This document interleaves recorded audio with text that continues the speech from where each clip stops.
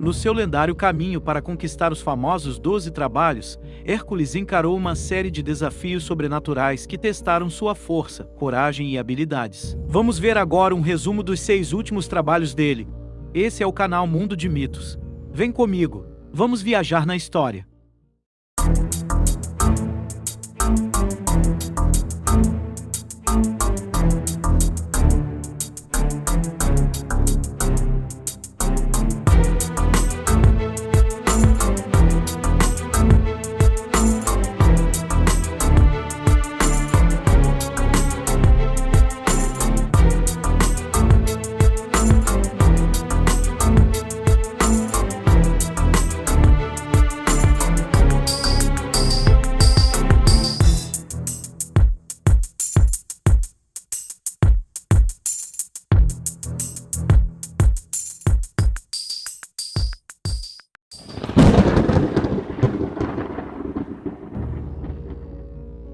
Sétimo, o touro de Creta.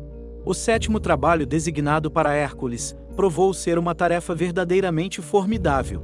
O temível touro de Creta. O touro, por si só, era uma criatura digna de mito. O mito mais conhecido ensina que ele foi um presente de Poseidon, o deus dos mares, a Minos, o rei de Creta, e possuía uma ferocidade inigualável. Minos, no entanto, falhou em honrar o deus do mar, quando se recusou a sacrificar o majestoso animal, como foi aconselhado pelo oráculo de Delfos. Em resposta à desobediência de Minos, Poseidon amaldiçoou o touro, o tornando uma ameaça constante para a ilha de Creta. Poseidon também é apontado como responsável pela paixão avassaladora que a rainha Pasífae, esposa de Minos, passou a sentir pelo touro, gerando um dos monstros mais conhecidos da mitologia grega, o Minotauro. O tumulto causado pelo touro enfurecido levou o rei a buscar a ajuda de Hércules, o herói grego, sempre disposto a desafios aparentemente insuperáveis. Concordou em enfrentar o touro de Creta como parte de seu caminho para a redenção. Hércules chegou à ilha de Creta, onde o touro estava causando devastação, e se preparou para o confronto. A batalha que se seguiu foi épica. Hércules, com sua força sobre-humana, enfrentou o touro furioso em um confronto feroz. Com astúcia e habilidade, ele conseguiu subjugar o animal poderoso pelos chifres, finalmente domando o incontrolável touro. Sem derramar sangue, Hércules amarrou o touro e o levou de volta à Grécia como prova de sua vitória e o apresentou ao rei Euristeu, que havia encomendado os trabalhos. No entanto, Euristeu ficou tão aterrorizado com a criatura que a libertou.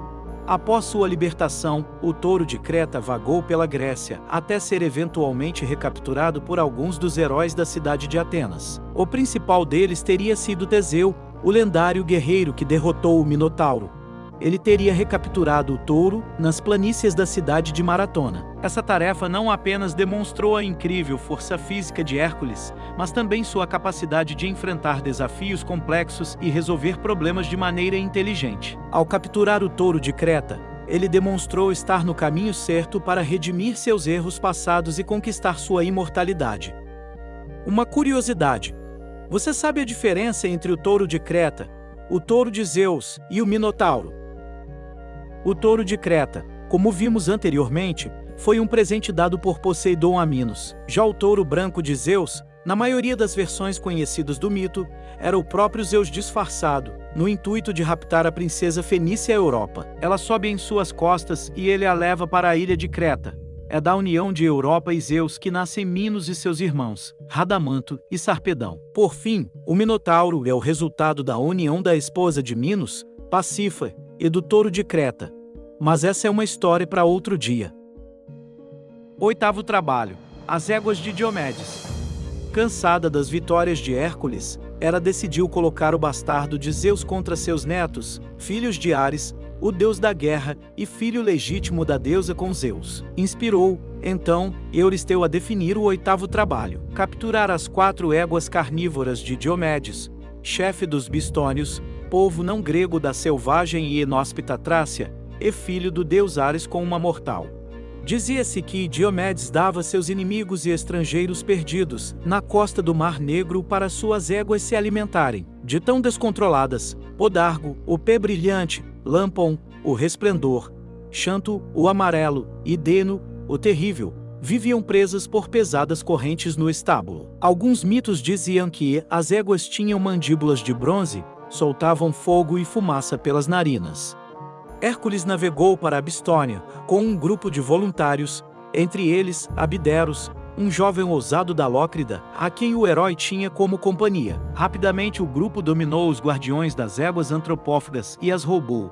No caminho para o navio, eles avistaram Diomedes e suas tropas. Hércules pediu para Abideros cuidar das éguas, enquanto ele enfrentava os bistones. O herói e seus amigos abriram um canal nas dunas que separavam a planície do mar e acabaram inundando a região, formando um lago, que separou e matou parte da tropa bistone. Diomedes ficou frente a frente com Hércules e foi derrubado. Em sua inexperiência, Abideros acabou sendo devorado pelas éguas. Furioso ao ver seu companheiro em pedaços, o herói resolveu dar Diomedes para que as feras o devorassem. Surpreendentemente, os animais se acalmaram como mágica e Hércules conseguiu dominá-las. Antes de voltar para Micenas, Hércules deu um enterro digno ao jovem com competições atléticas e fundou a cidade de Abdera ao lado do túmulo. Mas há versões diferentes do mito que dizem que Hércules resolveu tudo sozinho. Euristeu ofereceu os cavalos a Hera, que novamente pediu para soltá-los. As éguas viveram livres pelas planícies de Micenas e acredita-se uma delas ter sido ancestral de Bucéfalo, o famoso cavalo de Alexandre o Grande. Quando os animais chegaram aos pés do Monte Olimpo, os deuses ordenaram que feras selvagens as devorassem, dando, assim, um fim às suas vidas. Nono trabalho: o cinturão de Hipólita. No seu novo trabalho para Euristeu, Hércules precisou combater as Amazonas. Essas poderosas e belicosas mulheres guerreiras, que já haviam enfrentado o herói Belerofonte, viviam na mítica Temícera, perto do Ponto Eusino, no Mar Negro. Hipólita, rainha das Amazonas, recebera de seu pai, Ares, um precioso cinto, cobiçado por Admeta, filha de Euristeu e sacerdotisa de Hera. O rei de Micenas encarregou Hércules de trazer o cinto de Hipólita, e o herói embarcou para Temícera, junto com Teseu, Telamon, Peleu e outros companheiros. Algumas versões dão conta de que Hércules já havia convencido a rainha Hipólita a ceder-lhe amistosamente o cinto, quando a deusa Hera, disfarçada, incitou as Amazonas à luta. Na batalha que se seguiu, as Amazonas foram derrotadas, e Hércules conseguiu o cinto. Segundo algumas versões, a rainha Hipólita morreu durante a luta, atingida pelo próprio Hércules. Mas a versão do historiador romano Diodoro Sículo traz informações um pouco diferentes sobre a boa vontade de Hipólita de conceder o cinto. Nela, Hércules exigiu que lhe entregassem o cinturão, mas como as Amazonas o ignoraram, ele iniciou uma guerra contra elas. Na luta, ele matou a ela, Fílapis, Protoi, Seleno, Euríbia e Febe, as três últimas companheiras de caça de Ártemis, Dejanira, Astéria, Marpé e Tequimessa. Finalmente, a comandante das Amazonas, Melanipe, foi derrotada. Das cativas, Antíope foi dada de presente a Teseu e Melanipe foi libertada, em troca do cinturão como preço do seu resgate. Na versão de Pseudo-Apolodoro, Hera se disfarçou de Amazona e espalhou um boato entre as guerreiras de que Hércules fora até elas para aprisionar sua rainha. Elas então atacaram as tropas de Hércules. Ele as derrotou, conseguiu o cinturão e partiu. Segundo Higino, Hipólita foi morta nesta batalha. Há muitas outras versões, e muito mais histórias envolvendo as guerreiras amazonas. Mas como o intuito aqui é falar dos trabalhos de Hércules, falaremos sobre a rica história de Hipólita e suas comandadas num vídeo futuro. 10º trabalho: a captura dos bois de Gerião. Antes de falarmos como Hércules capturou esses animais, precisamos saber quem era Gerião e os seus serventes. Gerião na mitologia greco-romana é o nome de um dos gigantes, filho de Crisaor e Calirro. Medusa era sua avó. Era gigantesco, dotado de 3 cabeças e 3 dorsos, dos quais saíam 6 braços, deformidade que ia até à cintura. Era também irmão de Equidna, monstro metade mulher metade serpente, que gerou o cão Ortrus. Ortrus, então seu sobrinho, era um dos servos de Gerião que velava pelo gado. Habitava Erítia, uma das míticas ilhas das Hespérides, situada no extremo ocidente do mar Mediterrâneo. Segundo alguns estudiosos, essa região provavelmente faça parte da Espanha. próximo a Cádiz. O nome Gerião deriva do verbo grego geren, que significa gritar, fazer ressoar. Nesse ponto do mito, podemos perceber que os trabalhos que Euristeu atribuía a Hércules chegaram a um patamar diferente, o que evidenciaremos em seus últimos 2 trabalhos. O cobiçado rebanho de bovinos vermelhos de Gerião era guardado pelo pastor Euritião, um centauro, e por Ortros. Este cão era irmão do último desafio de Hércules para finalizar os 12 trabalhos, próximo ao local em que também pastava o rebanho de Hades, cuidado por Menetes. Havendo Hércules recebido de Euristeu a incumbência de capturar o rebanho de Gerião e conduzi-lo para Micenas, atravessa o oceano na taça do Sol. Essa taça gigantesca era usada por Hélio, o deus Sol, para todo dia, à noitinha, após mergulhar nas entranhas do oceano, regressar ao seu palácio. Hélio emprestou a taça muito a contragosto ao herói, pois este o teria ameaçado de lhe transpassar o corpo com flechas, e com ela, chegou a Erite após várias aventuras. Dentre elas a abertura do Estreito de Gibraltar. Quando Hércules se aproximou do rebanho, o cão lançou-se como uma flecha para ele, rosnando ferozmente, tentando alcançá-lo. Com um golpe decisivo, Hércules derrubou o monstro. Então, Euritião, amedrontado pelo bravo guerreiro que estava diante dele, suplicou que a sua vida fosse poupada. Hércules concedeu-lhe o pedido. Avisado por Menetes, Gerião trava com o herói um combate às margens do rio Antemo, onde é finalmente morto a flechadas. Ainda não estava muito longe daquelas pastagens quando percebeu que Gerião vinha em louca perseguição. Logo Gerião e Hércules estavam cara a cara. Exalando fogo e chamas de todas as 3 cabeças simultaneamente, o monstro avançou sobre ele. Esticando bem o seu arco, Hércules lançou uma flecha, que parecia queimar o ar e que atingiu o monstro no seu flanco. Tamanho foi o ímpeto com que foi lançada, que todos os 3 corpos de Gerião foram perfurados. Com um guincho desesperado, o monstro oscilou, depois caiu, para nunca mais se levantar. Hércules então segue sua jornada de volta à Grécia dentro da Taça do Sol, levando os bois. Mas ao tocar o lado helênico do Mar Jônio, o rebanho inteiro foi atacado por insetos enviados por Hera. Enlouquecidos, os animais se dispersaram pelas montanhas da Trácia. O herói os perseguiu e cercou por todos os lados, mas só conseguiu reunir uma parte. O rio Strímon, que dificultava essa penosa caçada ao rebanho disperso, foi amaldiçoado por Hércules. Segundo o mito, foi por isso que seu leito ficou coberto de rochedos, deixando impraticável a navegação. Ao término dessa acidentada peregrinação iniciática, o filho de Alquimena entregou ao rei de Micenas o que sobrou do rebanho, que foi sacrificado a Hera. 11º trabalho. Os pomos de ouro do Jardim das Hespérides. O 11º trabalho de Hércules foi provavelmente o mais demorado e complicado. O Jardim das Hespérides era considerado o mais belo de toda a antiguidade. Para levar a Euristeu os pomos de ouro das Hespérides, Hércules teve que realizar numerosas façanhas paralelas. Mas essas façanhas só serão contadas no nosso 3º vídeo. A priori, vamos entender o que são os chamados pomos e quem são as Hespérides, suas protetoras. Quando a deusa Hera se casou com Zeus, recebeu de Gaia, a Mãe Terra, como presente de núpcias, algumas maçãs de ouro. Hera achou os frutos tão bonitos que fez com que os plantassem em seu jardim, no extremo ocidente. Depois deu às deusas do entardecer, as Hespérides, a função de protegê-lo, mas elas se aproveitaram dos frutos para benefício próprio. Por isso, posteriormente Hera teria achado um guardião mais confiável para as maçãs. Estas eram Egre, Héspera e Eritéia, que são alusões, respectivamente, à luz do sol, ao entardecer e à vermelhidão do céu. Em algumas versões elas seriam ninfas, e não deusas. Por isso é importante fazermos uma pequena diferenciação sobre Hespérides, deusas e ninfas.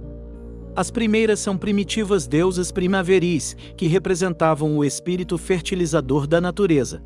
Segundo Hesíodo, eram filhas de Nix, a noite, e Erebo, a escuridão. Já o outro grupo, o das 7 ninfas do Poente, era formado por Aretusa, Hespéria, Hespéris, Egéria, Clete, Ciparissa e Sinosura. Mas para a aventura de Hércules, é no primeiro grupo que devemos concentrar nossas atenções.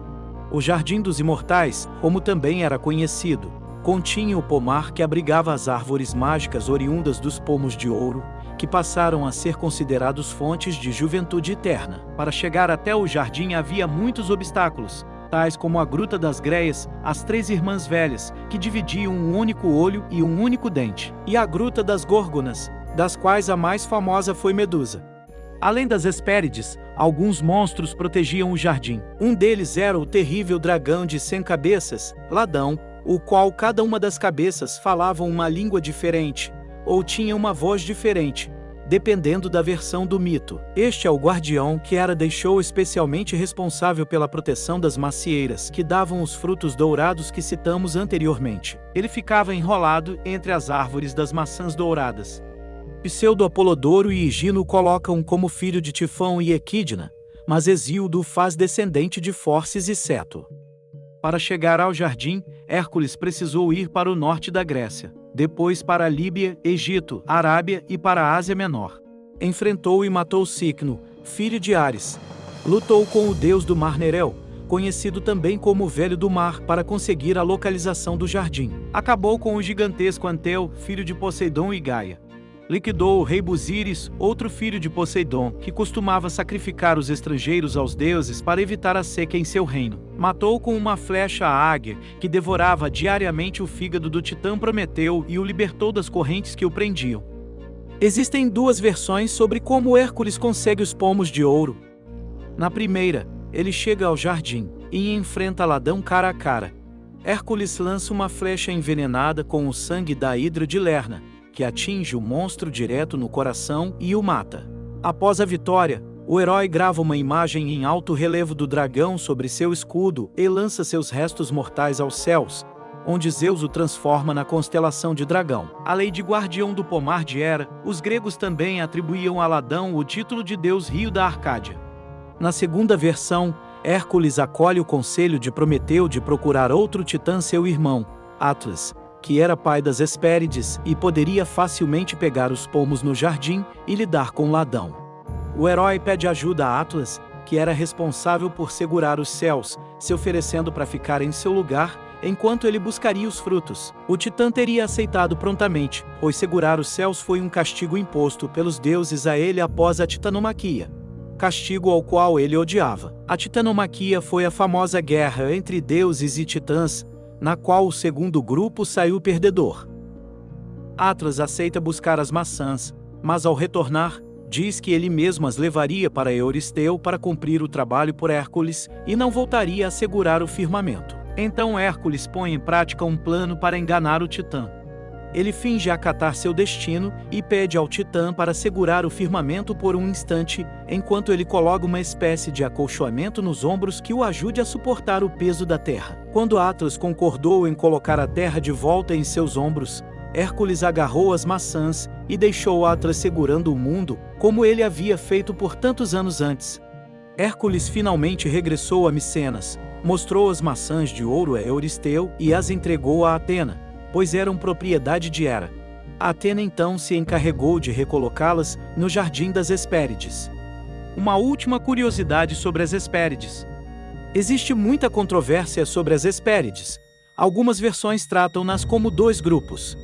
No primeiro, Ege, Héspera e Eritéia seriam deusas do entardecer, e não ninfas. Já as Hespérides ninfas seriam 7, com poder sobre as feras selvagens e guardiãs da ordem natural. São elas Aretusa, Hespéria, Hespéris, Egéria, Clete, Ciparissa e Sinusura. Sua paternidade também é controversa. Uma versão diz que são filhas de Zeus e Temis. Outra, que descendem de Forces e Seto. Numa terceira, eram filhas de Hespéride e seu tio, Atlas. 12º trabalho. A captura de Cérbero. Cérbero era um cão com várias cabeças, não se tem um número certo, mas na maioria das vezes é descrito como tricéfalo, ou 3 cabeças. Sua cauda também não é sempre descrita da mesma forma, às vezes na forma de dragão, de cobra ou mesmo de cão. Às vezes, junto com sua cabeça, são encontradas serpentes cuspidoras de fogo saindo de seu pescoço e até mesmo de seu tronco. Seu nome vem da palavra Cróboros, que significa comedor de carne. Como castigo aos mortos que tentavam fugir do submundo, Cérbero comia sua carne. Um exemplo disso na mitologia foi Pirito, que por tentar seduzir Perséfone, a mulher de Hades e filha de Deméter, foi jogado ao cão. Quando Cérbero dormia, estava com os olhos abertos, porém, quando o mesmo estava de olhos fechados, estava acordado. Quando os homens morriam, eram transportados na barca de Caronte para outra margem do rio Aqueronte, onde se situava a entrada do reino de Hades. O acesso se dava por uma porta de diamantes junto à qual Cérbero montava guarda. Para acalmar a fúria dele, os mortos que residiam no submundo jogavam-lhe um bolo de farinha e mel que os seus entes queridos deixavam no túmulo. Segundo Hesíodo, Cérbero era filho de Tifão e Equidna, irmão de Ortrus, o cão de duas cabeças, de Quimera, monstro mitológico com cabeça de leão, corpo de cabra e cauda de serpente, além de irmão da própria Hidra de Lerna. Pseudo-Apolodoro inclui o Adão, Éton, a águia do Cáucaso, a esfinge, um ser com corpo de leão, rosto de mulher e asas, e Faia, a porca de Cromion, como irmãos de Cérbero. Além da mitologia grega, Cérbero aparece no Inferno dos Gulosos, da Divina Comédia, de Dante Alighieri. Lá, estes mortos ficavam solitários na lama, sem poder comer e beber livremente, e ficavam sob uma chuva gelada e a presença de Cérbero, que os comia eternamente com seu apetite insaciável. Cérbero é a imagem do apetite descontrolado. Sabendo que Hércules só ficaria mais um ano sob suas ordens, Euristeu ficou desesperado de medo. Então, para seu 12º trabalho, ordenou-lhe que fosse ao reino de Hades e trouxesse o cão que guardava as portas do inferno. Isto, tinha certeza, estava acima de suas forças, e o próprio Hércules duvidava que conseguiria realizar essa perigosa façanha. Ofertou então grandes sacrifícios aos deuses, pedindo sua proteção, e suas preces foram ouvidas. Atena, deusa da sabedoria, e Hermes, mensageiro dos deuses, se apresentaram a ele, o acompanhando até a caverna que levava às portas do submundo. Ao percebê-los, as 3 cabeças de Cérbero puseram-se a uivar de maneira horrível, o que chamou a atenção de Hades. Mas ao ver 2 deuses em companhia de Hércules, perguntou o que procuravam. Hércules disse a Hades: "O rei Euristeu me deu ordens de levar Cérbero à sua presença, e é pela vontade de Zeus que eu obedeço. Deixe-me levar seu cão de guarda para poder cumprir as ordens recebidas. Prometo que Cérbero nada sofrerá e lhe será restituído são e salvo. Se você for capaz de carregar Cérbero nos ombros, sem feri-lo", disse Hades, "então poderá levá-lo ao seu senhor Euristeu." Outras versões dão conta que Hércules precisou lutar com o deus do submundo para poder levar Cérbero. Na batalha, o herói teria ferido Hades no ombro com uma das flechas embebidas no sangue da Hidra de Lerna. Só depois da luta, Hades teria autorizado que Hércules levasse Cérbero, impondo as condições citadas anteriormente. Então Hércules aproximou-se de Cérbero, e apesar de suas 3 enormes bocarras, guarnecidas de dentes afiados e cruéis, ergueu o animal aos ombros e subiu pelo caminho, que levava até a saída. O caminho era longo, áspero e íngreme, e pesada a sua carga. As 3 cabeças rosnavam e mordiam durante todo o trajeto, além da cauda de serpente que é citada em outras versões. Porém Hércules, concentrado no pensamento da sua libertação, não lhes dava atenção. Afinal chegou a Micenas. Euristeu ficou tão apavorado quando soube que Hércules trazia nos ombros o terrível monstro, que se escondeu dentro da sua cuba de bronze. De lá, mandou uma mensagem a Hércules, com ordens para se afastar de Micenas para sempre. Então, de coração leve, com sua missão cumprida, Hércules se dirigiu novamente para a caverna. Desceu pelo longo túnel e depositou Cérbero às portas do inferno, cumprindo o prometido a Hades. E assim, termina Hércules seus 12 trabalhos. Mas se você pensa que este é o fim da sua jornada, está profundamente enganado. Hércules vai muito além. É exatamente isso que veremos no 3º e último vídeo. Quais foram as façanhas paralelas que precisou realizar antes e durante seus trabalhos principais? Quem foram seus companheiros de aventuras? O que ele fez da vida após realizar os trabalhos e como foi seu fim? Houve alguma redenção? Assista ao último vídeo e descubra junto conosco. Até a próxima!